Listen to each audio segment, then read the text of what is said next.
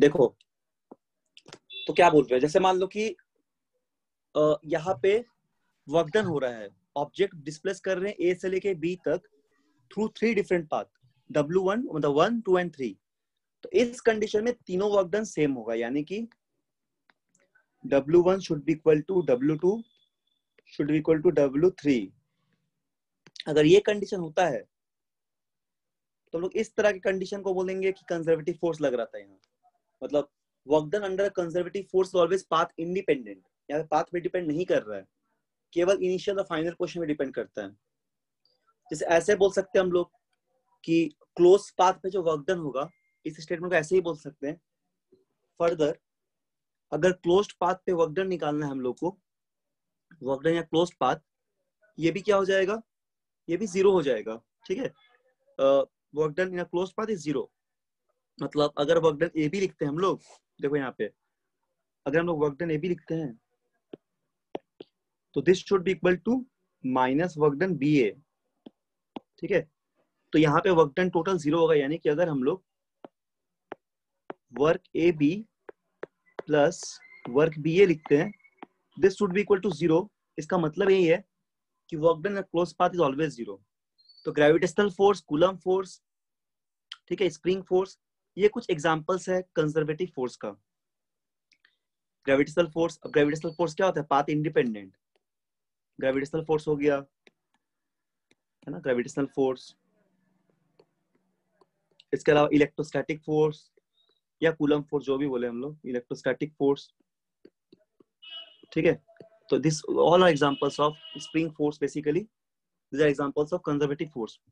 और on the other hand अगर हम लोग बात करें नॉन कंजर्वेटिव फोर्स का, तो नॉन कंजर्वेटिव फोर्स का मतलब होता है पाथ डिपेंडेंट, या ऐसा कोई फोर्स जो जिसके लिए वर्क डन हो और वर्क डन पाथ पे डिपेंड करे, पाथ डिपेंडेंट हो, उस तरीके के फोर्स को बोलेंगे नॉन कंजर्वेटिव। जैसे frictional force, friction definitely path पे डिपेंड करता है। विस्कस फोर्स, विस्कस भी पाथ पे डिपेंड करता है। तो सब नॉन कंजर्वेटिव नेचर का है। और नॉन कंजर्वेटिव फोर्स पे क्या होता है, कभी भी क्लोज पाथ पे वर्क डन जीरो नहीं होता है। ठीक है, work done in close path is not zero in a non conservative force field. तो ये हम लोग बात करेंगे, एक बार अच्छे से इसको पढ़ा देंगे, फिर ठीक है लिखवा देंगे सारा चीज। तो चलो हम लोग अभी थोड़ा एनर्जी के बारे में देख लेते हैं, जो डिस्कस कर रहे थे।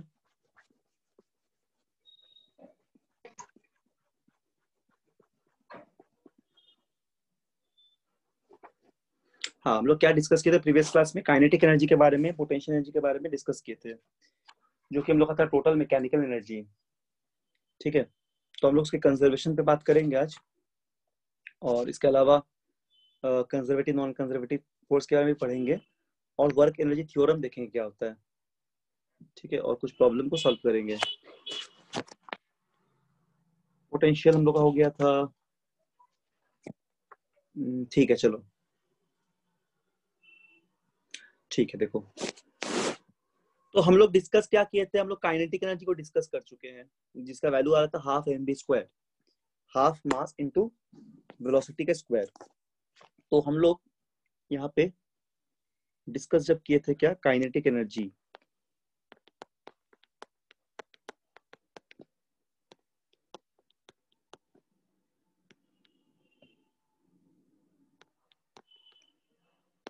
ठीक है, तो इसका वैल्यू आता है हम लोग को half mv square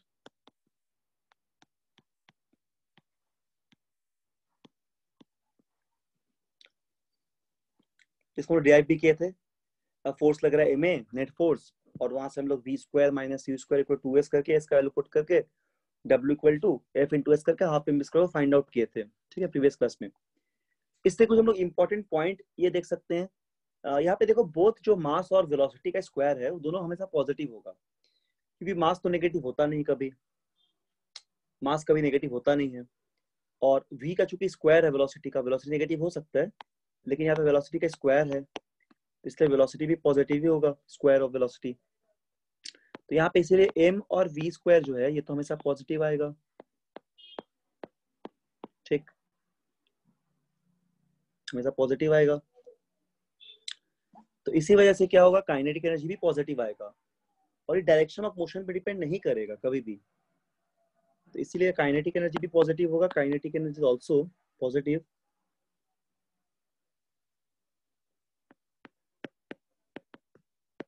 energy is always positive,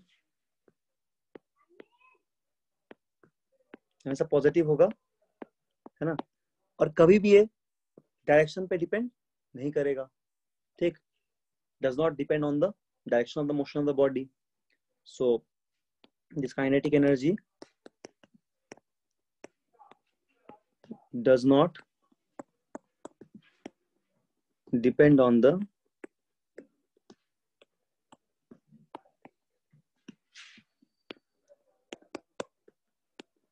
direction of motion of the body।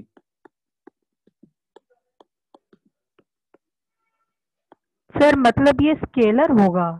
बिल्कुल, एनर्जी है तो स्केलर होगा, है ना, इसको डायरेक्शन का मतलब नहीं है। काइनेटिक एनर्जी स्केलर होगा, क्योंकि यहाँ पे वेलोसिटी का स्क्वायर है, इसी वजह से ये डायरेक्शन इंडिपेंडेंट हो गया। क्योंकि अगर नेगेटिव भी वेलोसिटी हम लोग लेंगे, पॉजिटिव भी ले, कुछ भी वेलोसिटी लेंगे डायरेक्शन, तो वो तो स्क्वायर कर देंगे, तो उसका मैग्नीट्यूड हमेशा पॉजिटिव ही आएगा, ठीक है। तो इस वजह से काइनेटिक एनर्जी हमेशा पॉजिटिव होगा। काइनेटिक एनर्जी किधर लग रहा है वो इंपॉर्टेंट नहीं है, कितना होगा वो इंपॉर्टेंट है। मतलब उसका मैग्नीट्यूड 10 जूल 15 जूल हो रहा है, किसी भी डायरेक्शन में लग रहा है, उससे हम लोग को मतलब नहीं है। तो it is only depend upon the mass of the body as well as square of the velocity. Both the mass and the square of the velocity are positive. Kinetic energy does not depend on the direction of the motion, कभी भी direction of the motion पे depend नहीं करेगा। दूसरा बात, हम लोग और एक चीज देखते हैं, एक टर्म होता है frame of reference. Frame of reference का मतलब कि हम लोग कहाँ से मोशंस को ऑब्जर्व करते हैं, किसी भी मोशन को हम लोग जहां से ऑब्जर्व करते हैं उसको बोलते हैं फ्रेम ऑफ रेफरेंस। हम पढ़ाएंगे फ्रेम ऑफ रेफरेंस को भी एक बार अच्छे से, ठीक है। देखो, फ्रेम ऑफ रेफरेंस का मतलब होता है कि जैसे मान लो कि कोई भी कोई भी बच्चा है, वो ग्राउंड पे है, ठीक है, मतलब ग्राउंड पे है, और वो क्या देखता है, वो देखता है ट्रेन को या फिर गाड़ी को देख रहा है, कार को, ठीक है। तो उसको अंदर जो बैठा हुआ है उसके रिस्पेक्ट में क्या होगा, कार के साथ वो जो पर्टिकुलर पर्सन है वो मूव कर रहा है, उसको बच्चा देख रहा है एक जगह से, है ना। तो वो एक फ्रेम ऑफ रेफरेंस हो गया, मतलब वो खुद अभी रेस्ट पे है, वो किड जो है, वो किड खुद अभी रेस्ट पे है और वो सबको ऑब्जर्व कर रहा है एक जगह से। तो हम लोग उस किड को as a frame of reference मान सकते हैं, जो कि इनर्शियल फ्रेम ऑफ रेफरेंस है, क्योंकि वो किड खुद रेस्ट पे है। दूसरा कंडीशन ऐसा बोल सकते हैं कि अगर हम लोग गाड़ी के अंदर है ना, गाड़ी के अंदर है और हम लोग बाहर किसी चीज को देखते हैं, तो हम लोग एक non accelerating frame of reference पे है। जैसे हम सूडो फोर्स पे बात किए, तो उसी तरह सूडो फोर्स जो पढ़ाए थे वही उसी तरह। तो फ्रेम ऑफ रेफरेंस भी बदल जाता है ना। फ्रेम ऑफ रेफरेंस डिपेंड करता है हम लोग कहाँ से देख रहे हैं, whether we are in inertial frame of reference और we are in non inertial frame of reference, depends upon हम लोग कहाँ से ऑब्जर्व करते हैं। तो इस बात को भी याद रखना कि kinetic energy depends on the frame of reference. Kinetic energy frame of reference पे डिपेंड करता है।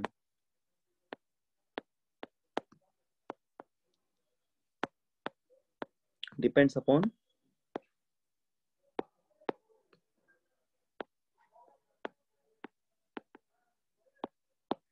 फ्रेम ऑफ रेफरेंस, ठीक है। काइनेटिक एनर्जी हमेशा फ्रेम ऑफ रेफरेंस पे डिपेंड करता है, ये बात भी याद रखना पड़ेगा। जैसे अगर हम लोग बोले एग्जांपल के लिए, kinetic energy of a person of mass m sitting in a train moving with v is 0। देखो, अगर मान लो कि ट्रेन में तुम बैठे हो और तुम्हारे साथ तुम्हारा कोई दोस्त बैठा हुआ है या कोई बैठा हुआ है सामने, ठीक है। तो हम लोग क्या देखेंगे कि अगर हम लोग बैठे हैं और साथ में हमारे ऑपोजिट पे कोई पर्सन बैठा हुआ है, तो हम लोग देखेंगे कि काइनेटिक एनर्जी 0 बोलेंगे उस पर्सन का या फिर उस ऑब्जेक्ट का जिसका मास m है। क्यों? क्योंकि हम लोग के रेस्पेक्ट में तो रेस्ट पे दिखेगा ना, हम लोग खुद ट्रेन पे बैठे हुए हैं और वो ऑब्जेक्ट भी रेस्ट पे ही दिखेगा हम लोग के रेस्पेक्ट पे। तो हम लोग को लगेगा कि वो उसका काइनेटिक एनर्जी अभी 0 है, बट एक्चुअल तो ऐसा नहीं है। एक्चुअल हम भी मूव कर रहे हैं, साथ में वो पर्सन है वो भी मूव कर रहा है। तो बाहर से कोई दूसरा तीसरा पर्सन देखे तो उसके रेस्पेक्ट में हम लोग दोनों का काइनेटिक एनर्जी हाफ mv² हो जाएगा, मतलब जो भी रेस्पेक्टिव मास है और जो वेलोसिटी ऑफ ट्रेन होगा वो। तो इसीलिए kinetic energy frame of reference पे डिपेंड करता है। जो मेरे लिए काइनेटिक एनर्जी 0 है, हो सकता है वो दूसरे फ्रेम के लिए 0 ना हो, ठीक है। इस बात को याद रखना। Kinetic energy depends upon the frame of reference. तो ये सब इंपॉर्टेंट कॉन्सेप्ट जिसको अच्छे से याद रखना है। ठीक, यहाँ तक सब कोई डाउट, कोई सवाल बोलो कुछ। चलो आगे देखते हैं। इसके बाद एक आता है वर्क एनर्जी थ्योरम। सर क्या फोर्स फ्रेम ऑफ रेफरेंस पे डिपेंड करता है? फोर्स बिल्कुल करता है, बिल्कुल करेगा, क्योंकि फोर्स डिपेंड करता है एक्सीलरेशन पे, और एक्सीलरेशन फ्रेम ऑफ रेफरेंस पे डिपेंड करता ही है। डिपेंड करता है कि हम लोग इनर्शियल फ्रेम पे है कि non inertial frame of reference पे है। ठीक है, लेकिन हाँ, फोर्स का जो वैल्यू है दोनों कंडीशन में सेम आना चाहिए। ऐसा नहीं आता तो हम लोग गलत कहीं ना कहीं से इंटरप्रिटेशन लगाते हैं। इसी वजह से हम लोग कॉन्सेप्ट ऑफ सूडो फोर्स को पढ़ते हैं, ताकि हम लोग इनर्शियल में भी जितना रिजल्ट आता है नॉन इनर्शियल में वही रिजल्ट आए। जैसे तुमको हम समझाए थे एक बार प्रॉब्लम से तुम लोग को, कि अगर मान लो हम लोग इनर्शियल फ्रेम पे है तो काफी आसानी से हम लोग न्यूटन लॉ ऑफ मोशन को अप्लाई कर पाएंगे, क्योंकि हमारे लिए उस समय काफी इजी होता है फोर्स इक्वेशन को यूज करना। वही अगर हम लोग non inertial frame of reference पे है तो उस समय हम लोगों को फोर्स इक्वेशन को लगाने में थोड़ा डिफिकल्टी होता है, जिसकी वजह से अपने मन से हम लोग सूडो फोर्स मान के सॉल्व करना पड़ता है, ताकि दोनों से सेम रिजल्ट आए। सर उसी तरह हम लोग एनर्जी के न्यूमेरिकल सॉल्व करते हैं, बस स्यूडो एनर्जी का यूज करते हैं। सूडो एनर्जी टर्म का तो यूज नहीं करते हम लोग ऐसा कुछ एनर्जी का न्यूमेरिकल सॉल्व करने के टाइम में। बट ऐसा तुम जान सकते हो कि काइनेटिक एनर्जी या फ्रेम डिपेंडेंट एनर्जी, यानी कि चूंकि वेलोसिटी पे डिपेंड कर रहा है, और वेलोसिटी हम लोग एक फ्रेम ऑफ रेफरेंस से उसको देख सकते हैं। मतलब हो सकता है जो तुम्हारे रेस्पेक्ट में जो जीरो पे है वो मेरे रेस्पेक्ट में कुछ वेलोसिटी पे है। मतलब तुम एलिवेटर के अंदर हो सपोज, और तुम्हारा दोस्त तुम्हारे साथ है, तो तुम उसको देखोगे कोई रेस्ट पे है, बट हम दोनों को देखेंगे कि मोशन पे है। तो इसीलिए कहीं ना कहीं से काइनेटिक एनर्जी एक्चुअल में हाफ एम स्क्वायर लग रहा है तुम दोस्त को देख रहे हो या ऑब्जेक्ट को देख रहे हो उस पर। ठीक है, बट तुमको क्या लगेगा दोनों रेस्ट पे है, तो इसी वजह से तुमको लगेगा काइनेटिक नहीं लग रहा है। तो इसलिए काइनेटिक एनर्जी फ्रेम डिपेंडेंट है। काइनेटिक एनर्जी ये बहुत इंपॉर्टेंट है कि हम लोग किस फ्रेम ऑफ रेफरेंस से काइनेटिक एनर्जी को कंसीडर कर रहे हैं। ठीक है, ये सवाल है, समझ में आ गया? तो इस चीज को मैं जनरली काइनेटिक एनर्जी का प्रॉब्लम को सॉल्व करने में डिफिकल्टी नहीं होगा, क्योंकि हम लोग जनरली इनर्शियल फ्रेम से ही काम करते हैं जनरली। अच्छा, इसके बाद देखते हैं हम लोग work energy theorem.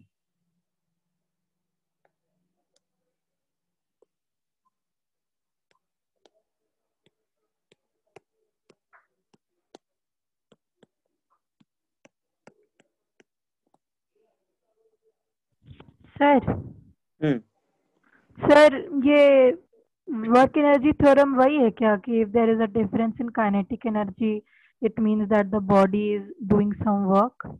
Yes, very good. ये थ्योरम वही है कि ये काइनेटिक एनर्जी और वर्क डन पे एक रिलेशन को फाइंड करने में हेल्प करता है। और अकॉर्डिंग टू दिस थ्योरम ये बोला जाता है कि कोई भी जो नेट वर्क डन होता है वो हमेशा चेंज इन काइनेटिक एनर्जी के इक्वल होगा। Net work done on the system is always equal to change in kinetic energy. And it is a very useful tool or very useful concept to solve any kind of problem related to work or the kinetic energy.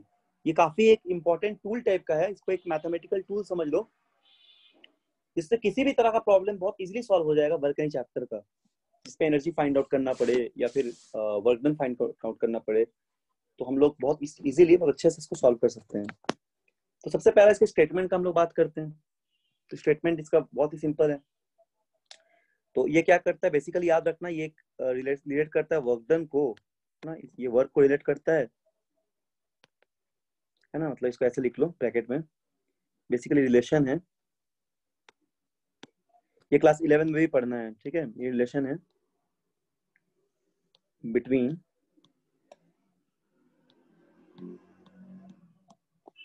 Work and energy, kinetic energy.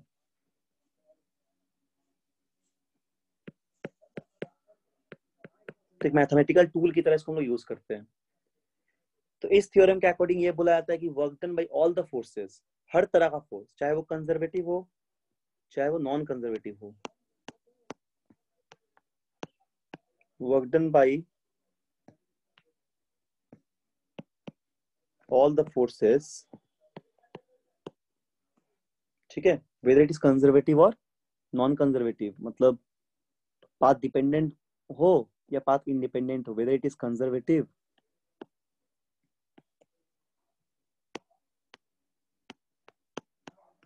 ठीक, conservative हो गया, और non conservative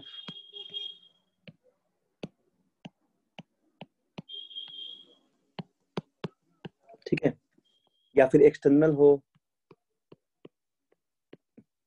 या फिर internal हो, कैसा भी force हो, हर तरह का फोर्स, किसी भी तरह का फोर्स हो, whether it is internal, external, conservative, non conservative, any kind of force. इसलिए यहाँ पे टर्म यूज किया work done by all the forces, है ना, work done by all the forces का टर्म इसलिए यूज किया गया, acting on a body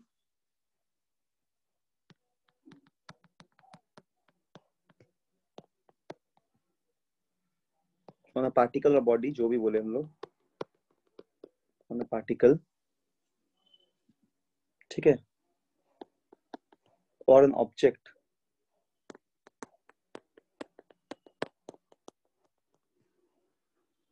is equal to change in kinetic energy, equal to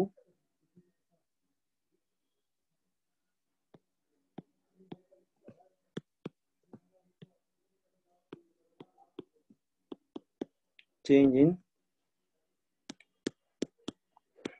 kinetic energy, ठीक है, change in kinetic energy of it, मतलब मेरा जितना काइनेटिक एनर्जी चेंज है उसके बराबर होगा।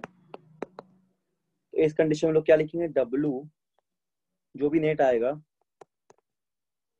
वो होगा डेल्टा के, W नेट इक्वल डेल्टा के, एंड डेल्टा के का मतलब होता है KF minus KI, final kinetic energy minus initial kinetic energy, इसी को तो हम लोग बोलते हैं चेंज इन काइनेटिक एनर्जी,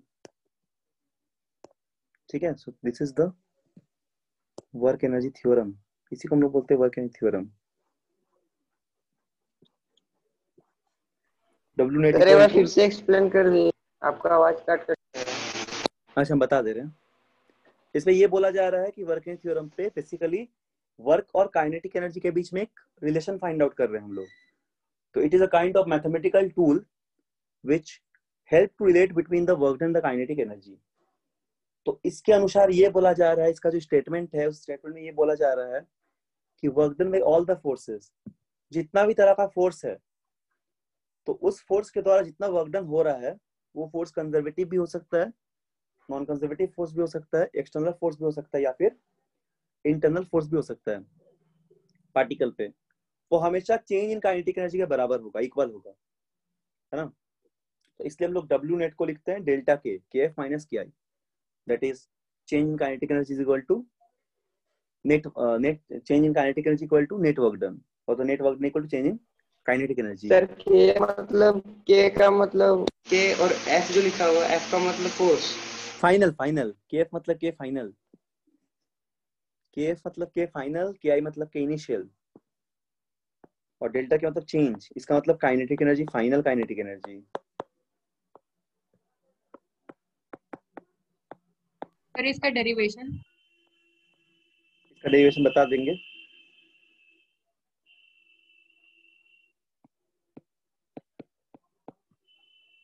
ये है इनिशियल काइनेटिक एनर्जी।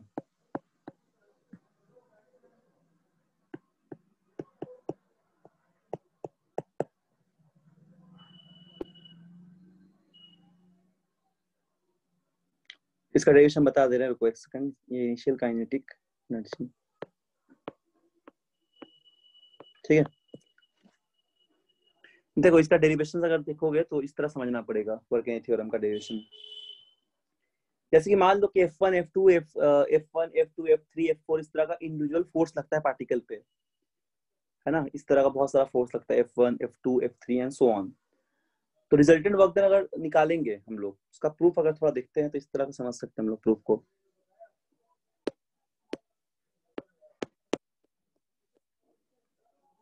ठीक है, ऐसे समझ सकते हैं, सपोज मान लो कि कुछ कुछ फोर्स लग रहा है F1 F2 with some individual forces acting on the particle. तो रिजल्टेंट फोर्स का बात करेंगे अगर, तो हम लोग नेट रिजल्टेंट फोर्स जानते हैं कि F equal to F1 plus F2 and the इस तरह का होगा। तो इसी वजह से, ठीक है, इसी वजह से वर्क डन कितना हो जाएगा, वर्क डन हो जाएगा, रिजल्टेंट वर्क डन क्या होगा, एफ डॉट डी आर हो जाएगा। चलो इसको हम लिखते हैं पहले, तब समझ में आ जाएगा तुम लोग को। इस तरह लिख लो, मान लो late F1 F2,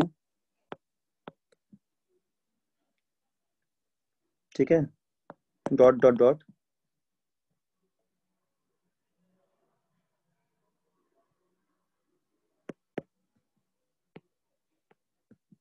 be the individual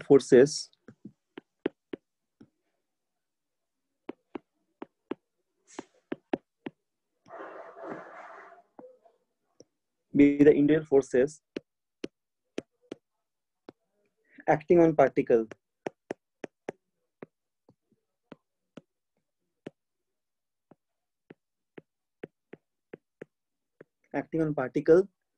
तो अगर बात करेंगे तो रिजल्टेंट फोर्स का, तो द रिजल्टेंट फोर्स को हम लिख सकते हैं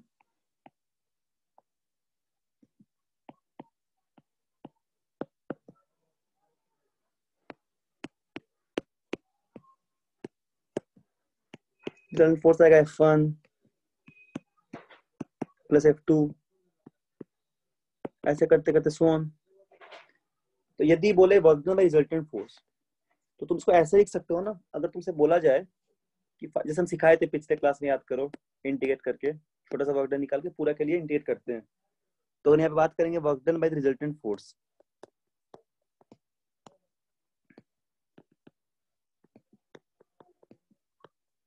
ठीक है, अगर बात करेंगे work done by resultant force,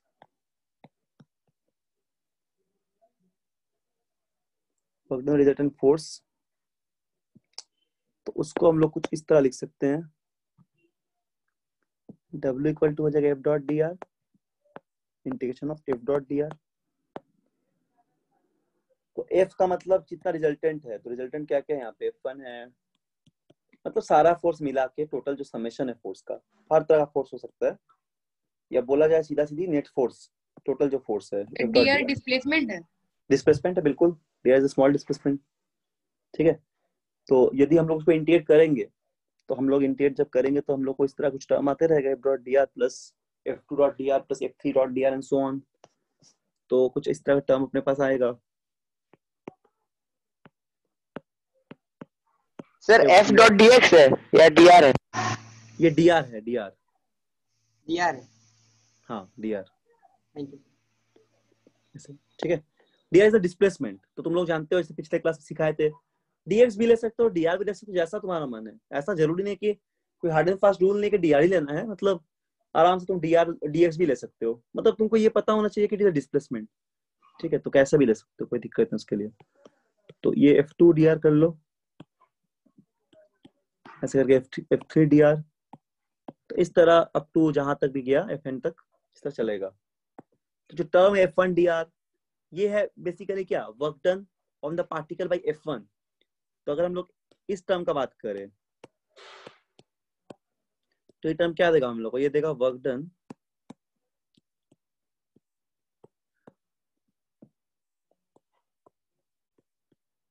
on the particle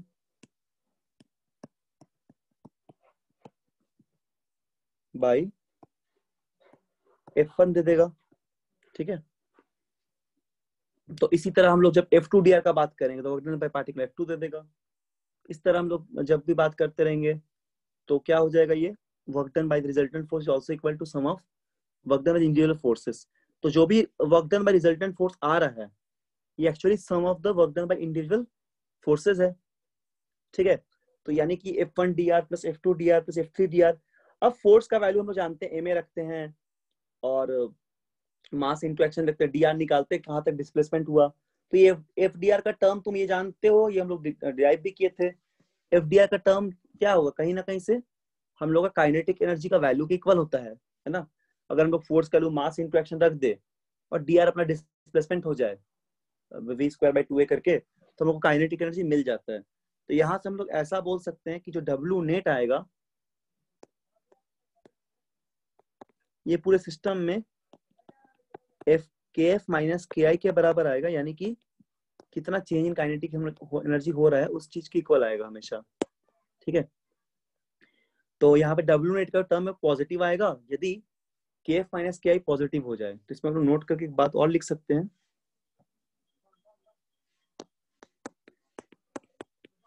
क्या कि ये पॉजिटिव होगा। ये कब पॉजिटिव होगा? जब ये के एफ माइनस के आई का वैल्यू भी पॉजिटिव हो जाए। ठीक है, तो इस कंडीशन में क्या, अब ये पॉजिटिव कब आ सकता है? देखो के एफ माइनस के आई तभी पॉजिटिव आ सकता है जब तुम इस के एफ को ज्यादा करोगे एज कंपेयर टू के आई, यानी कि ऐसा बोल सकते हो, और kinetic energy will increases and, ठीक है, मतलब अच्छा इसको एंड यहाँ मत लिखो, इसका मतलब अगर के एफ के आई के एफ का वैल्यू के आई से ज्यादा होगा तभी तो तुम्हारा change in kinetic energy positive आएगा। तो इसका मतलब तुम ये समझो कि काइनेटिक एनर्जी बढ़ते जा रहा है, इनिशियल काइनेटिक एनर्जी से फाइनल काइनेटिक एनर्जी ज्यादा है, यानी इस कंडीशन में काइनेटिक एनर्जी सिस्टम का बढ़ते जा रहा है, तभी तो वर्क डन हम लोग का पॉजिटिव आएगा। और अगर वर्क डन नेगेटिव आ जाएगा इसका मतलब काइनेटिक एनर्जी घटते जा रहा है। तो ये बात भी समझ के रखना एक बार, ठीक है। दूसरा पॉइंट क्या बोल रहे हैं, ध्यान दो यहाँ पे क्या क्या बोले। दूसरा पॉइंट अगर हम लोग देखते हैं, इफ के आई इज ग्रेटर देन के एफ, इस कंडीशन में देखो डब्ल्यू नेट क्या आएगा, नेगेटिव आ जाएगा। ठीक है, डब्ल्यू नेट नेगेटिव आ जाएगा। तो यहाँ पे क्या हो जा रहा है, यहाँ पे काइनेटिक एनर्जी घटते जा रहा है, यहाँ पे काइनेटिक एनर्जी विल डिक्रीज को उल्टा एरो बना रहे हैं, ठीक है, तो पूरा लिख लेना वर्ड में। यहाँ पे काइनेटिक एनर्जी घटते जा रहा है और यहाँ पे बढ़ते जा रहा था। ठीक है, तो हम लोग इस चीज को समझ सकते हैं कि काइनेटिक एनर्जी घटेगा वर्क डन नेगेटिव होगा, काइनेटिक एनर्जी बढ़ेगा वर्क डन पॉजिटिव होगा, ऐसे ही बोल सकते हैं। ठीक है, इस थ्योरम को हम लोग नॉन इनर्शियल फ्रेम पे भी लगा सकते हैं, जरूरी नहीं कि इनर्शियल फ्रेम पे ही लगाएं, लेकिन नॉन इनर्शियल फ्रेम पे जब लगाएंगे इसको तो हम लोग को सूडो फोर्स भी लेना पड़ेगा ऑल फोर्स के साथ साथ। ठीक है, उस समय सूडो फोर्स भी लेना पड़ेगा, तो उसके बारे में बात नहीं करते, सूडो फोर्स तो पढ़ा दिए थे, अगर जरूरत पड़े तो लगा सकते कभी भी। तो इतना बस याद रखना कि अगर वर्क एनर्जी थ्योरम को हम लोग किसी भी नॉन इनर्शियल फ्रेम पे लगाए तो you can take easily take pseudo force also. चलो बहुत अच्छा एक सवाल तुम लोग को देते हैं, बहुत अच्छा, मतलब बहुत ही सिंपल है, तो तुम लोग का आंसर आना चाहिए सर। हाँ बोलो सर ये इसका प्रूफ में वर्क एनर्जी थ्योरम का, सर ये integrate F1 dr plus F2 dr, sir फिर ये सीधे work net equals to KF minus KI कैसे हो गया? देखो वर्क नेट मतलब एफ डॉट डी आर का रिजल्टेंट अगर लेंगे हम लोग, है ना, तो रिजल्टेंट लेंगे तो डब्ल्यू नेट ही तो देगा। ठीक, अगर हम रिजल्टेंट बात करेंगे तो F1 dr dot F2 dr dot F3 dr, ये सभी क्या देगा हम लोग को, ये पूरा टर्म हम लोग को देगा नेट वर्क डन। और काइनेटिक एनर्जी चेंज कैसे आएगा, अगर हम लोग एफ डी आर को इंटीग्रेट करते हैं। देखो जैसे मान लो फोर्स को यहाँ पे साइड पे कर देते हैं यहाँ पे, ठीक है, जैसे मान लो कि हम लोग क्या इंटीग्रेट करते हैं, एफ डी आर को इंटीग्रेट कर रहे थे। ठीक, तो एफ का मतलब क्या, कुछ मास होगा सिस्टम का, कुछ एक्सेशन होगा, F net force mass interaction होता है, और डी आर मतलब डिस्प्लेसमेंट है। तो डिस्प्लेसमेंट का मतलब हम लोग अगर वो कुछ वेलोसिटी चल रहा होगा तो क्या होता है displacement, V square minus U square equal to 2as, अगर इनिशियल वेलोसिटी 0 हो जाएगा। ठीक है, समझ में आ गया, V square minus V square, देखो एक सेकंड रुको इसको ठीक से लिख लो, अगर डिस्प्लेसमेंट निकालना है हम लोग को तो V square minus U square equal to 2 time as किसी यूनिफॉर्म एक्सेशन के लिए। तो अगर हम लोग को चाहिए यहाँ पे a का वैल्यू, ठीक है, हम लोग को अगर यहाँ पे चाहिए a का वैल्यू, तो हम लोग या फिर s का वैल्यू चाहिए, s का वैल्यू चाहिए, तो s इक्वल टू क्या लिख देंगे हम लोग, V square minus U square by 2a। तो मान लो u 0 था, इनिशियल वेलोसिटी 0 था, तो वी स्क्वायर बाई 2a, तो dr के जगह ds के जगह हम लोग वी स्क्वायर बाई 2a रख देंगे, इंटीग्रेट करने के बाद dr पूरा r हो जाएगा, और वी स्क्वायर बाई 2a रख देंगे कहीं लिमिट लगा के। तो देखो a कट जाएगा तो हाफ mv स्क्वायर ही तो आया, तो ये क्या है एक्चुअली, ये तो काइनेटिक एनर्जी है ना।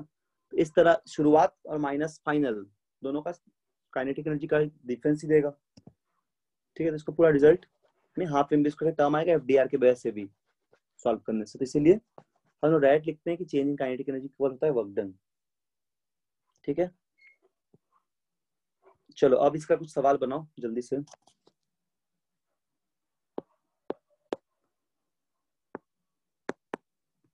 An object of mass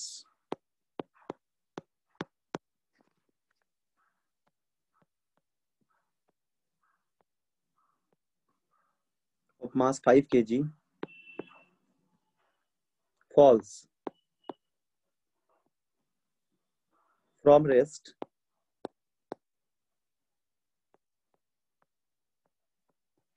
through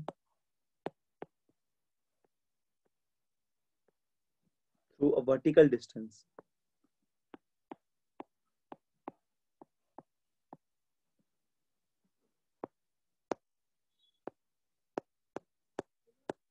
ठीक है, object of mass 5 kg falls from rest to vertical distance.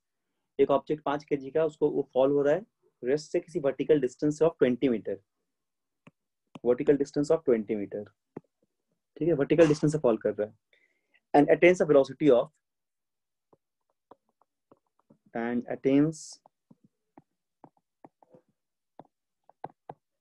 attains a velocity of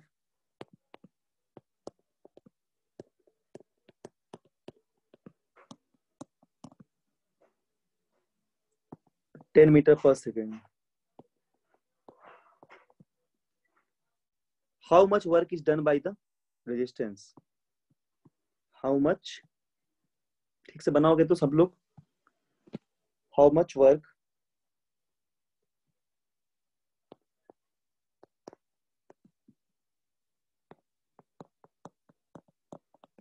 ठीक है is done by the resistance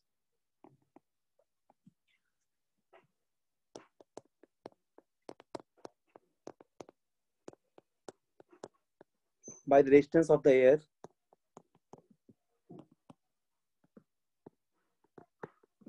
ठीक है on the object।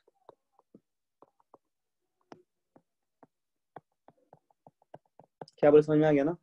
इसे बोला जा रहा ऑब्जेक्ट है, इसका मास 5 kg और फॉल कर रहा है रेस्ट से एक वर्टिकल डिस्टेंस के थ्रू 20 मीटर का और अटेन कर रहा है वेलोसिटी 10 मीटर पर सेकेंड। हाउ मच वर्क, कितना वर्क होगा, एयर रेजिस्टेंस मतलब एयर रेजिस्टेंस कितना वर्क कर रहा है। ठीक है, बोलो जी का 10 ले लेना है। एक बार ट्राई करो, नहीं बनेगा हम तो बता ही देंगे, बट ट्राई करो खुद से। चलो नहीं वो तो हम बता ही देंगे, अभी ऐसे हम सॉल्व करेंगे, बट चलो ट्राई कर लो।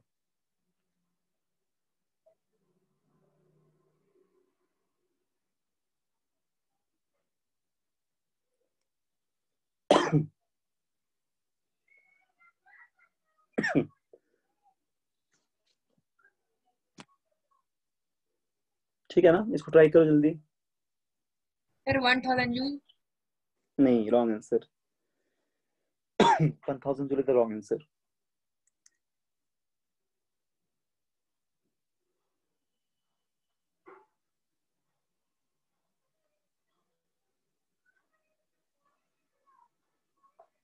ठीक से बोलो कितना होगा। Sir 750 joule. Very good, 750 joule होगा, लेकिन नेगेटिव में होगा। 750 जूल तो आंसर सही है बिल्कुल, बट नेगेटिव होगा। ठीक है, -750 जूल। ठीक है, 750 जूल भी चलेगा, मैग्नीट्यूड ही वर्क का पूछा जाता है जनरली, तो 750 joule is the right answer.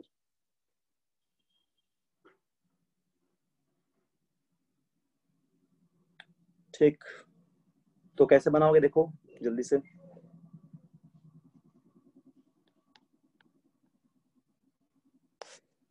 देखो जैसे हम लोग बोलेंगे ना, इसमें हम लोग वर्किंग थ्योरम का अप्लाई कर रहे हैं।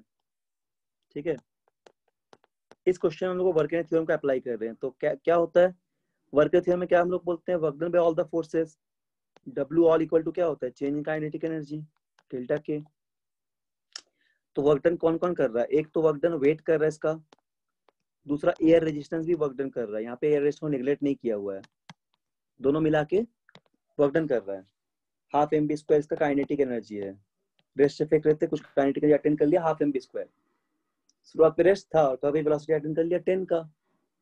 तुम लोग चाहिए W air, work done by air resistance, हो जाएगा half mv square minus WmG। तो हाफ mv स्क्वायर का वैल्यू आ जाएगा 1/2 इंटू 5 इंटू 10 का स्क्वायर माइनस 5 इंटू 10 इंटू 20 है ना mgh। 5 इंटू 10 इंटू h 20 था, ठीक है 20 था। ये क्या हो जाएगा, वर्क डन बाय WmG मतलब क्या, वर्क डन बाय mg तो mgh होता है, तो m 5 के g 10 g का वैल्यू और हाइट था 20, तो mgh हो जाएगा। बस को सॉल्व कर लो, तो सॉल्व करोगे तो कितना आ गया 1000 हो गया, और 7 माइनस 750 जूल आ रहा है, माइनस 750 जूल, ये आंसर हो जाएगा। तो ये हो जाएगा आंसर, ठीक है। इस तरह लोग अप्लाई करना है, इस बहुत इजी क्वेश्चन था वर्किंग थ्योरम पे। अच्छा चलो अब आगे देखते हैं हम लोग, थोड़ा नॉन कंजर्वेटिव और कंजर्वेटिव फोर्स की बात कर लेते हैं, ठीक है। सो लिख लिए सब लोग, कंजर्वेटिव और नॉन कंजर्वेटिव का भी बात कर लेंगे।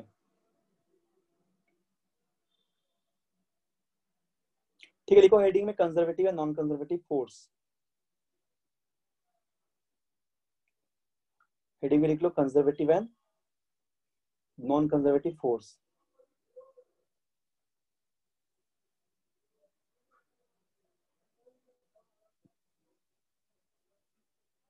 ठीक है, कंजर्वेटिव और non conservative force.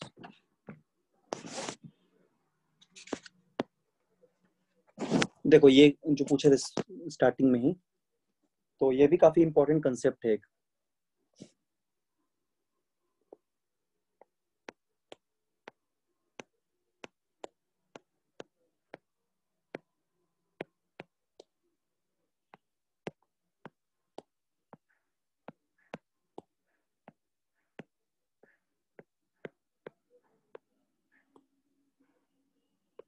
Conservative and non conservative forces, ठीक है। तो जैसे मान लो हम लोग वर्क डन लिखने सीखे थे, जैसे एक क्वेश्चन लेके यहाँ पे सॉल्व करते हैं। पहले देखो ध्यान से, हम लोग वर्क डन लिखना सीखे थे क्या, W इक्वल टू क्या होता है F डॉट डी आर, है ना। और इसका जो वैल्यू आएगा वो W इक्वल टू हो जाएगा TW, मतलब DW को इंटीग्रेट करने W मिल जाएगा। कहीं पे इनिशियल पोजीशन आ रहा है और कहीं पे फाइनल पोजीशन RF है। इसी तरह हम लोग वर्क डन जब इसको इंटीग्रेट करेंगे F डॉट डी आर को, तो dr में क्या हो जाएगा, इनिशियल पोजीशन RI है और फाइनल पोजीशन RF है, ये पोजीशन वेक्टर हो गया। तो यदि हम लोग dr को कोई वेक्टर कंसीडर करें, because dr is a displacement vector, इसका डायरेक्शन क्या होगा, dx i cap plus dy j cap plus dz k cap, क्योंकि ये x y z पे इसका डायरेक्शन लिख दिया हम लोग इस पोजीशन वेक्टर का, ठीक है। तो यहाँ पे हम लोग को RI यहाँ पे इनिशियल पोजीशन वेक्टर है और RF इसका फाइनल पोजीशन वेक्टर है। देखो ध्यान से, RI क्या है, इसका इनिशियल पोजीशन वेक्टर। सब लोग देखो, पहले हम टाइम देंगे, लिख लेना, पहले सीख लो कैसे बता रहे हैं क्या कंसेप्ट, फिर उसका आराम से लिखना। टाइम दे देंगे 2 मिनट लिखने के लिए। इनिशियल पोजीशन वेक्टर हो गया, बोल देना स्क्रीन ऊपर करने के लिए, अगर नहीं अभी लिखे हो तो हम टाइम दे देंगे, लिख लेना। इसको लिखते हैं फाइनल पोजीशन वेक्टर, ठीक।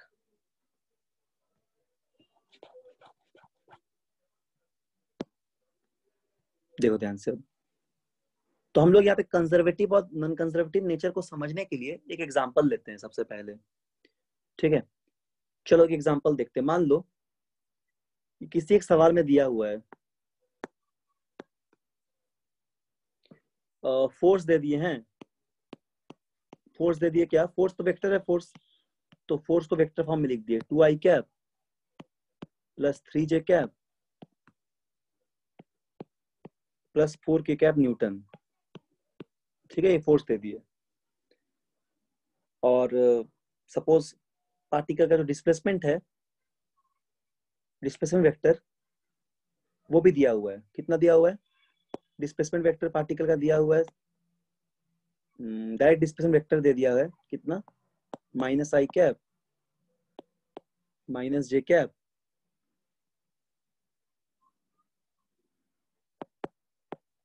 और माइनस के कैप दिया हुआ है सपोज।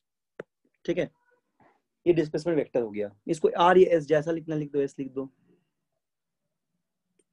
हाँ, शुरुआत में जो प्रॉब्लम सॉल्व की इस तरह, इतना मीटर दिया हुआ है।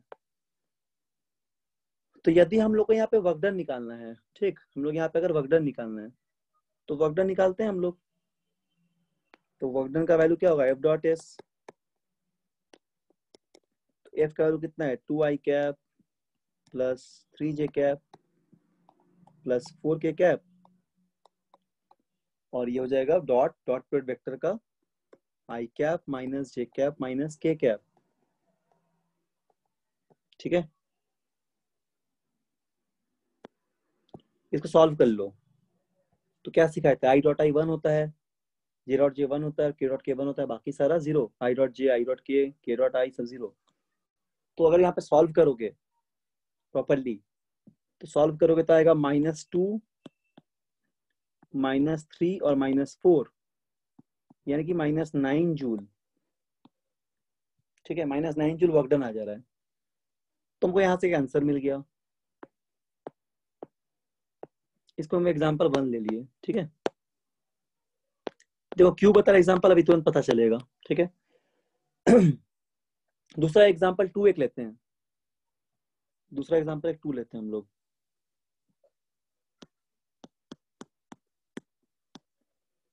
इसमें क्या हो जाएगा, इसमें फोर्स दिया हुआ है सपोज 3x² आई कैप प्लस 2y जे कैप न्यूटन, ये फोर्स दिया हुआ है। और इसका एक पोजीशन वेक्टर है r1। r1 का वैल्यू दिया हुआ है 2i cap plus 3j cap metre से, r2 दिया हुआ है 4i cap plus 6j cap metre. ठीक, दूसरा एग्जांपल, इसमें फोर्स दिया हुआ है, r1 r2 दिया हुआ है। r1 r2 कोई पोजीशन वेक्टर है, तो इसमें बोला गया वर्क डन निकालिए। ठीक है, तो इसके लिए भी तुमको एफ डॉट एस करना पड़ेगा। F dot r2 minus r1 कर लो, क्योंकि यहाँ पे पोजीशन वेक्टर दिया और डिस्प्लेसमेंट निकालना पड़ेगा। डिस्प्लेसमेंट r2 माइनस r1 होता है, या फिर इंटीग्रेट करके भी निकाल सकते हो, जैसा तुमको मन है। चलो इस बार इस तरीके से निकालते हैं। तो वर्क डन क्या लिखते हैं हम लोग, r1 से r2 F dot D are, और यहाँ पे r1 से r2 एफ का वैल्यू कितना है 3x² आई कैप प्लस 2y जे कैप डॉट dx आई कैप प्लस dy जे कैप। ठीक है,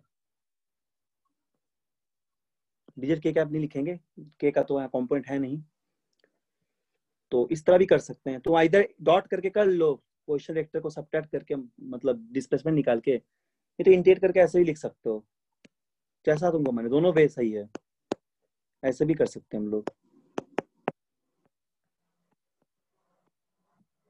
r1 से r2 फिर से लिख देते हैं ताकि क्लियरली पता चलेगा। ठीक है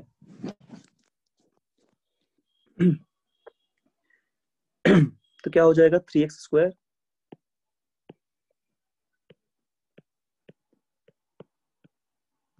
2y जे कैप dx आई कैप प्लस dy जे कैप।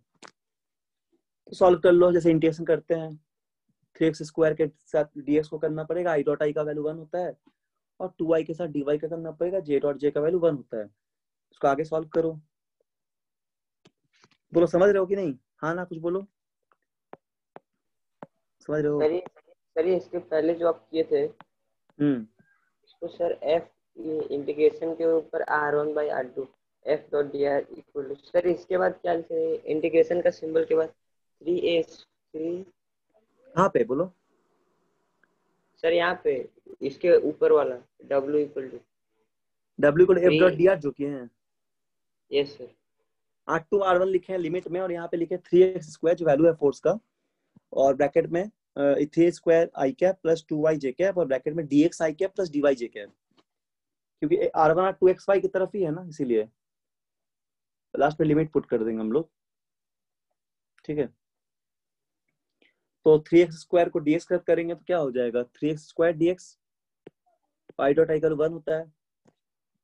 ऐसा कर लोगे एक बार, ठीक है, ब्रेक कर करके, और एक बार क्या करोगे, R1 से R2, एक बार करोगे 2y dy, ठीक है, j डॉट j का वैल्यू 1, तो बस सॉल्व कर दो।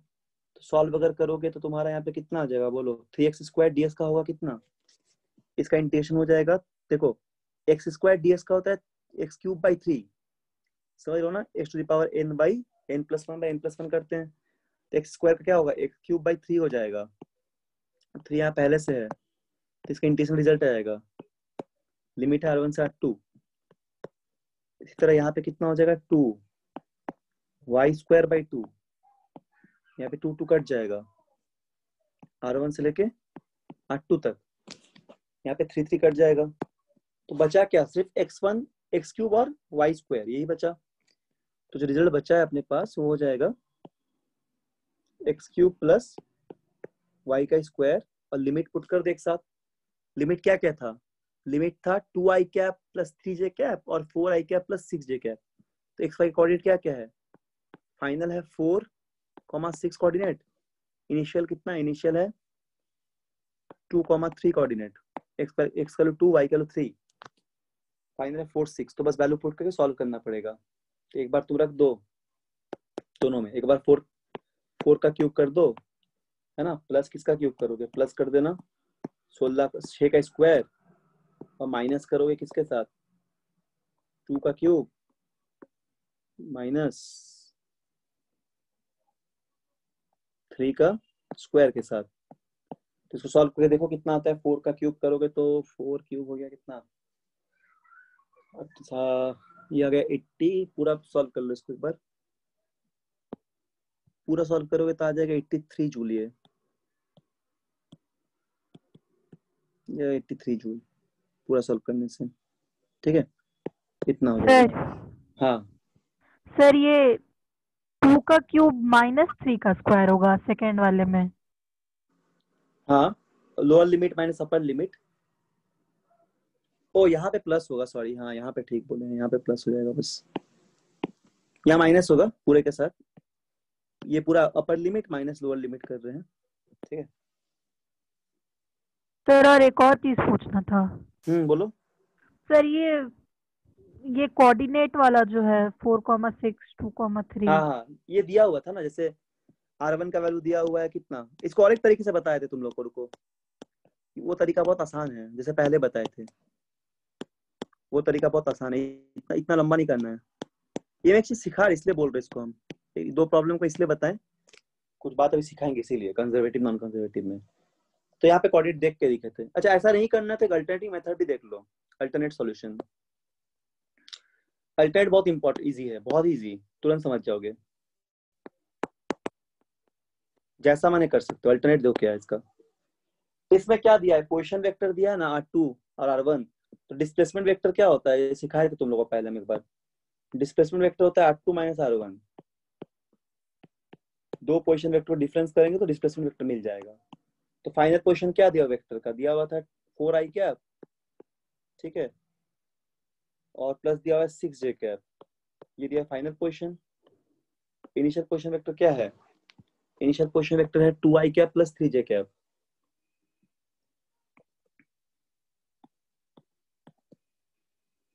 To I cap plus 3j cap, solve कर लो तो यहाँ से बचेगा 2i कैप, यहाँ पे हो जाएगा प्लस 3j कैप, ठीक, तो ये पोजीशन वेक्टर बच जाएगा। तो हम डायरेक्ट अब पोजीशन वेक्टर निकाल दिए, कितना हो गया 2i कैप और -6j कैप। तो अब वर्क डन निकाल दो F.S करके। तो ऐसे भी देखो सेम आंसर आएगा, इससे भी सेम आंसर आएगा, ठीक है। W निकालेंगे F.S, इससे भी सेम ही आंसर आएगा। F कितना है, F दिया हुआ था हम लोग को 3x का स्क्वायर। अच्छा नहीं, इसको ऐसा नहीं कर पाएंगे हम लोग, क्योंकि हम लोग x y का कोऑर्डिनेट पुट ही करना था। अगर फोर्स का वैल्यू देता डायरेक्ट तो हम लोग कर सकते थे। यहाँ पे x y का वैल्यू अननोन है ना, तो x y का वैल्यू तो हम लोग इंटीग्रेट करना ही पड़ेगा। नहीं, इसको इस मेथड से नहीं कर पाएंगे। पहले वाला कर लिए थे, क्योंकि पहले 2i cap plus 3j cap में फोर्स का वैल्यू दिया हुआ था, तो इसमें वो इंटीग्रेट करके ही करना पड़ेगा, इसका कोई और उपाय नहीं है, ठीक है। तो ये पोजीशन वेक्टर निकाल के करने से दिक्कत हो जाएगा, क्योंकि इस पे x 3x स्क्वायर कुछ दिया हुआ है फोर्स का वैल्यू। फोर्स का वैल्यू एग्जैक्ट नहीं दिया कुछ, इसलिए इंटीग्रेट करना ही पड़ेगा। खैर जो भी हो, तो यहाँ पे हम लोग देखो 2 एग्जांपल जो लिए हैं, ये लिखने के बाद हम लोग जो एग्जांपल दिया, पहला ये वाला, इसमें डायरेक्ट कर लिए थे क्योंकि फोर्स का वैल्यू दिया हुआ था 2 3 4 इस तरह कुछ। एग्जांपल 1 और एग्जांपल 2 दोनों एग्जांपल यहाँ पे हम लोग किए हैं, ठीक है। तो देखो दोनों में एक बात कॉमन है, दोनों में ना एक बात कॉमन है। क्या कॉमन है दोनों में? एक बात, इन दोनों एग्जांपल में हम लोग ये देख रहे हैं, जब हम लोग वर्क डन को कैलकुलेट कर रहे हैं तो हम लोग कहीं पे भी इसके पाथ को मेंशन नहीं किए, हम लोग सिर्फ इनिशियल कोऑर्डिनेट को और फाइनल कोऑर्डिनेट को यहाँ पे मेंशन किए हैं, ठीक है। तो यहाँ पे इसको लिख देते हैं अच्छे से एक बार, ताकि तुमको समझ में आए। तो क्या लिखेंगे हम लोग यहाँ पे, इन द अबव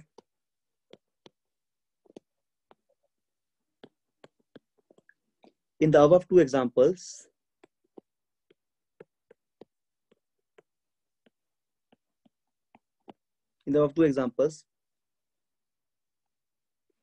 ठीक है। हम लोग क्या देखे, वी सॉ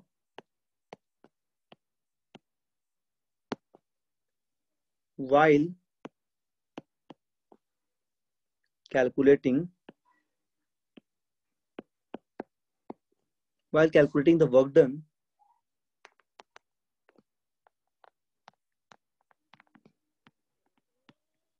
जब भी हम लोग वर्क डन कैलकुलेट कर रहे हैं, we did not mention the path, हम लोग पाथ को मेंशन नहीं किए, we did not mention the path,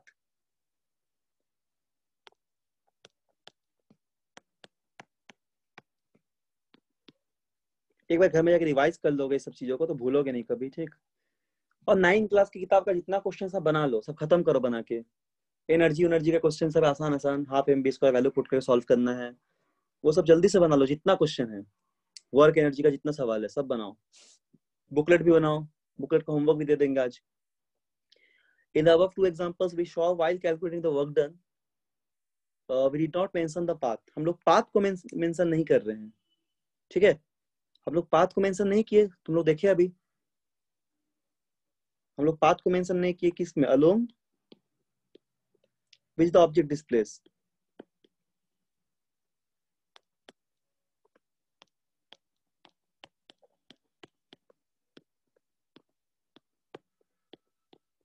ठीक है। ऑब्जेक्ट डिस्प्लेस उस पाथ को हम लोग मेंशन नहीं किए, हम लोग क्या मेंशन किए, हम लोग मेंशन ये किया only initial final, we mention only initial, हम लोग सिर्फ इनिशियल और final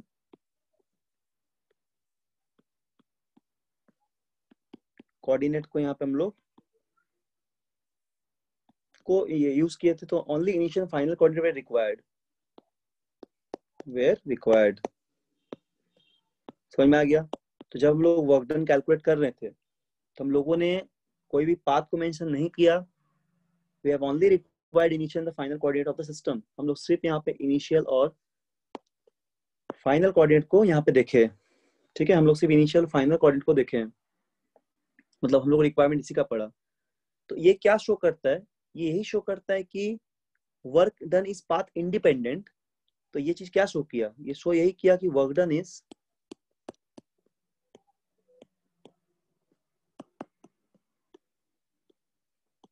path independent,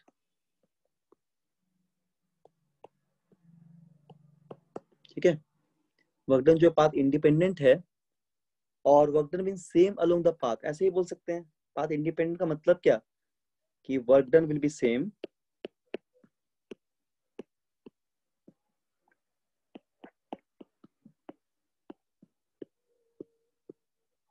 same,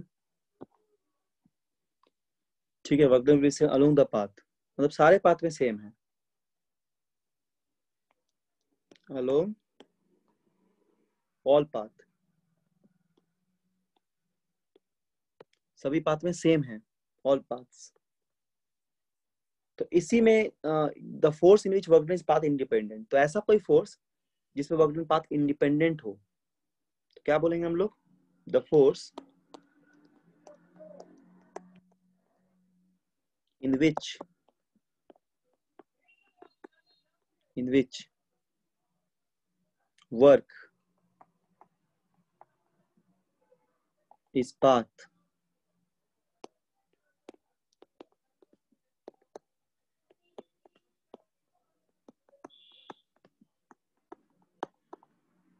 independent are known as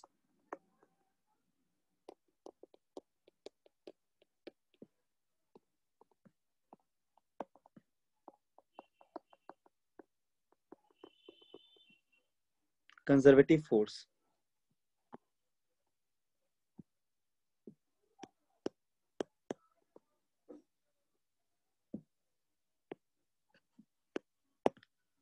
इसी तरह के फोर्स को बोलेंगे कंजर्वेटिव फोर्स।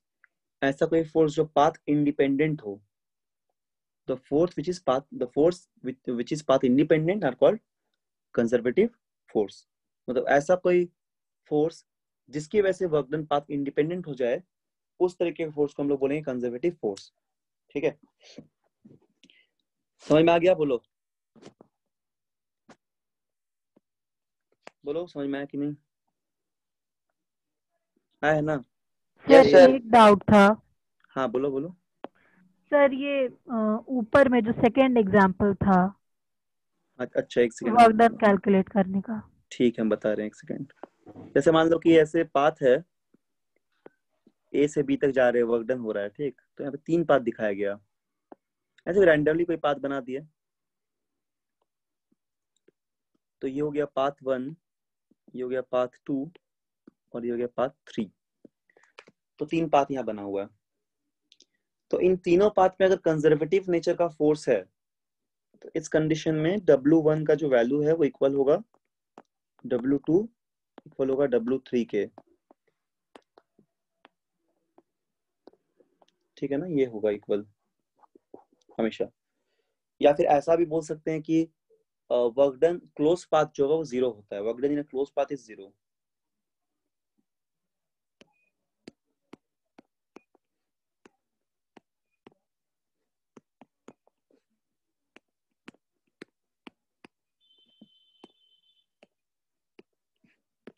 जीरो, पूरे क्लोज पाथ पे वर्क डन 0 होगा। इसका मतलब हम लोग ऐसे भी बोल सकते हैं कि WAB जो है ना, वो इक्वल हो जाएगा -WBA के, मतलब AB जितना है वो नेगेटिव ऑफ BA, तो सब तो सेम है, AB जितना है BA भी उतना ही है, ठीक है। तो जाने में जितना लगेगा ऑपोजिट आने में और जस्ट ऑपोजिट रिवर्स माइनस करना पड़ेगा। तो इसे समेशन अगर कर देंगे इसका, तो क्लोज पाथ का वर्क डन भी 0 होता है, ठीक है। तो क्लोज पाथ पे वर्क डन 0 होगा, इसको भी याद रखना पड़ेगा। अच्छा सेकंड एग्जांपल ना, एक सेकंड रुको। सेकंड एग्जांपल पे फोर्स का value 3x² i cap plus 2i j cap दिया हुआ था। कहाँ पे डाउट है बोलो, किस पॉइंट पे? सर ये बस वो जो सर यहाँ पर इंटीग्रेट होके 3x i cap plus 2y j cap into dx i cap plus dy j cap क्यों होगा सर? अच्छा dx i कैप वाला, यहाँ पे ये वाला, यहाँ पे क्यों ऐसा लिखे इसको ये? Yes sir. अच्छा देखो यहाँ पे इसलिए लिखे है ना, क्योंकि यहाँ पे ना x का वैल्यू नहीं दिया हुआ, मतलब फोर्स में ना x और y अननोन है, ठीक है। तो हम लोग x y कोऑर्डिनेट मान के किए हैं, तो अभी डिस्प्लेसमेंट वेक्टर जो भी आएगा वो x y के ही टर्म में आएगा, x i cap plus y j cap. तो इसलिए हमको जब इंटीग्रेट करना पड़ेगा ना, तो x का फंक्शन चाहिए। तो यहाँ पे x का फंक्शन dx है और y का फंक्शन dy है, क्योंकि x dx को इंटीग्रेट कर सकते हैं हम लोग। तो इसीलिए पोजीशन वेक्टर को हम लोग ऐसे मान लिए हैं और लास्ट में वैल्यू पुट करेंगे dxi cap plus dy j cap consider करके हम लोग सॉल्व किए हैं और लास्ट में कोऑर्डिनेट पुट करके आंसर ले आए हैं हम लोग। कोऑर्डिनेट पुट कर दिया लास्ट में जो वैल्यू है यहाँ पे, ठीक है। यहाँ पे हम लोग कोऑर्डिनेट को रख दिए हैं, सॉल्व कर लिए थे। तो ये इस तरह करना पड़ेगा जब हम लोग को फोर्स नहीं दिया हुआ रहेगा, मतलब एक्स वाई के टर्म में दिया हुआ था, इसीलिए। तो ये हो जाएगा work done by conservative force. कुछ एग्जांपल लिख लो इसका जल्दी जल्दी। आज हम लोग जो भी पढ़े इसको रिवाइज कर लेना अच्छे से। तो कुछ कंजर्वेटिव फोर्स का एग्जांपल है gravitational force,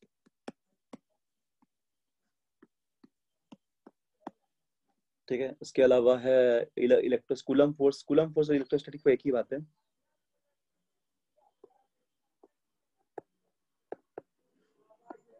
Coulomb force, spring force,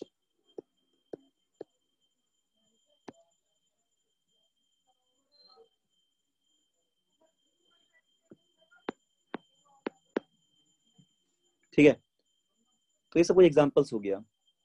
इसके अलावा कुछ नॉन कंजर्वेटिव फोर्स का बात करें तो उस पे क्या होता है, वर्क इस पाथ इंडिपेंडेंट होता है। तो नॉन कंजर्वेटिव फोर्स में क्या हो जाएगा,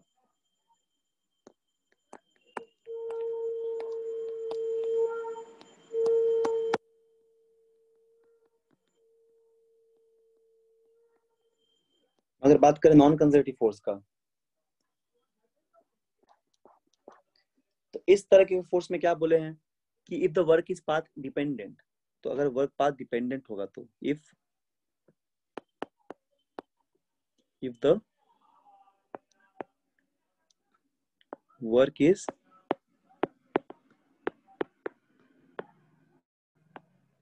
पाथ डिपेंडेंट,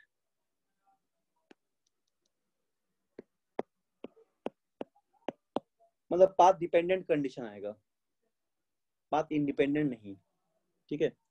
तो पाथ डिपेंडेंट जब हो जाएगा तो इस कंडीशन में हम लोग बोल देंगे नॉन कंजर्वेटिव फोर्स है, नॉन कंजर्वेटिव फोर्स है।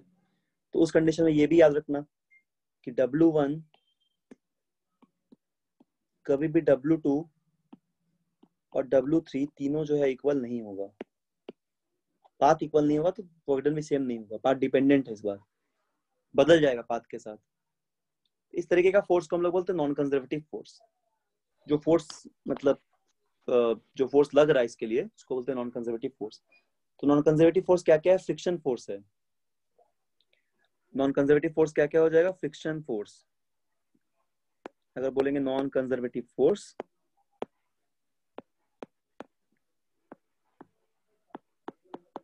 अगला क्लास में चैप्टर हो जाएगा, हम कुछ और टॉपिक थोड़ा पावर वगैरह भी पढ़ा देंगे और कुछ आज क्वेश्चन देंगे सब सॉल्व करना। कुछ बोलेंगे आज पढ़ने सॉल्व करने के लिए। तो सब पैकेज का खत्म कर लो जल्दी जल्दी, मतलब अभी टाइम है एक सप्ताह, 1 वीक के बाद ही क्लास होता है। तो तब तक पैकेज को पूरा कंप्लीट करके रखो, ठीक है। नॉन कंजर्वेटिव फोर्स क्या हो जाएगा, फ्रिक्शनल फोर्स। सब क्वेश्चन बन जाएगा, काफी आसान है, इसको बस बनाओ घर में, पूरा मॉड्यूल बना के रखो। उसके बाद हम लोग पावर पढ़ेंगे आगे। फ्रिक्शनल फोर्स, विस्कस फोर्स, ये सब एग्जांपल हो गया किसका, नॉन कंजर्वेटिव फोर्स का। इसमें ना जीरो नहीं होता है वर्क डन क्लोज पाथ, ये भी याद रखना, ठीक है। चलो टाइम भी हो गया, हम लोग अब कंप्लीट करते हैं क्लास जल्दी से। Work done in a close path is not zero.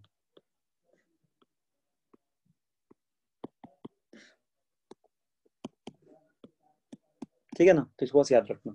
बोलो कोई डाउट किसी को है यहाँ तक, कुछ पूछना है तो पूछो जल्दी से, स्टार्टिंग से। नहीं डाउट है, ठीक है। चलो फिर हम लोग क्लास क्लोज करते हैं और पीडीएफ भेज देते तुरंत, देख लेना कुछ छूट गया तो।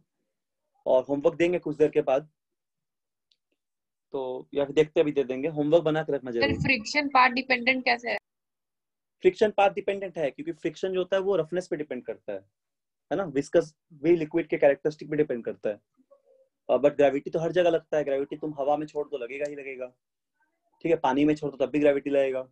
तो वो डिपेंड नहीं करता है कि क्या है नहीं है, बट तुम्हारा फ्रिक्शन जो है वो डिपेंड करता है, विस्कस डिपेंड करता है, ड्रैग डिपेंड करता है, विस्कस में विस्कोसिटी भी डिपेंड फिर वो करता है, पाथ के लेंथ की पाथ के nature nature actually path nature पे डिपेंड करता है, नेचर ऑफ द पाथ पे डिपेंड करता है बेसिकली।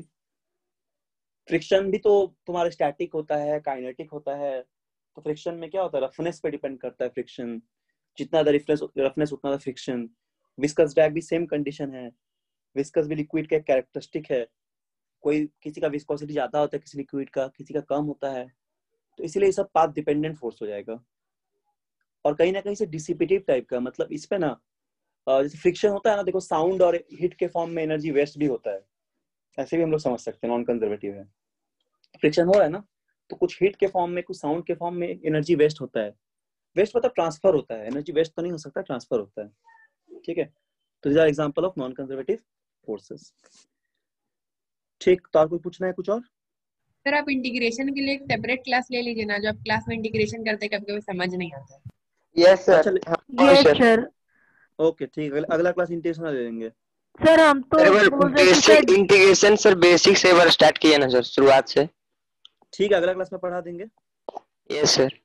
उसके बाद पावर पढ़ाएंगे, ठीक है। तो अगला क्लास में सब लोग याद दिला देना क्लास होने से पहले कि आज हम इंटीग्रेशन पढ़ाने वाले हैं। Yes sir sir. यस बिना ठीक सर ठीक, हाँ हाँ बोलो। सर बिना डिफरेंशिएशन पढ़ा है इंटीग्रेशन? डिफरेंस आता है ना तुम लोग को, डिफरेंशिएशन? हाँ सर वो तो आता है ही। यस सर हाँ आता है। तो आता है तो फिर काहे पढ़ाएं, आता है तो अच्छा है, और क्या, टाइम बच जाएगा तुम लोग का। नहीं आता है तो पढ़ा देंगे उसको भी, बट वो तो आता होगा, तुम लोग तो बताए थे कि बहुत पहले पूछे थे, बोले थे आता है सर हम लोग को अच्छे से, इसलिए नहीं पढ़ाए थे। तो बोलोगे तो पढ़ा देंगे, जो तुम बोलोगे हम पढ़ा देंगे, ठीक है। बट हाँ पहले अगर डिफरेंस आता है, हम मान के चलते कि आता है, तो इसलिए हम इंटीग्रेशन ही पढ़ा देंगे अगला क्लास में। तो मुझे बोलना है स्टार्टिंग में, और वो पढ़ा देंगे। वर्क एनर्जी में थोड़ा सा बचा हुआ एक क्लास और, तो वो पढ़ा देने के बाद ही पावर वगैरह बचे है उसको पढ़ा देंगे और कुछ क्वेश्चंस करा देंगे, ठीक है। ऐसे तो तुमको 9 में उतना जरूरत नहीं पड़ेगा, और तुमको हम पढ़ा देंगे इंटीग्रेशन, ताकि अच्छे से हायर क्लास के लिए काम आए और कुछ एग्जाम्स के लिए भी काम आए, ठीक। तो अभी तक क्वेश्चन बनाओ, अभी कहीं नहीं फंसोगे, अभी बुकलेट से क्वेश्चन बनाते रहो कंटिन्यू पूरा A to Z, कहीं नहीं फंसोगे, ठीक है। चलो हम लोग क्लोज करते हैं क्लास। Thank you sir. ठीक है, ओके, थैंक यू।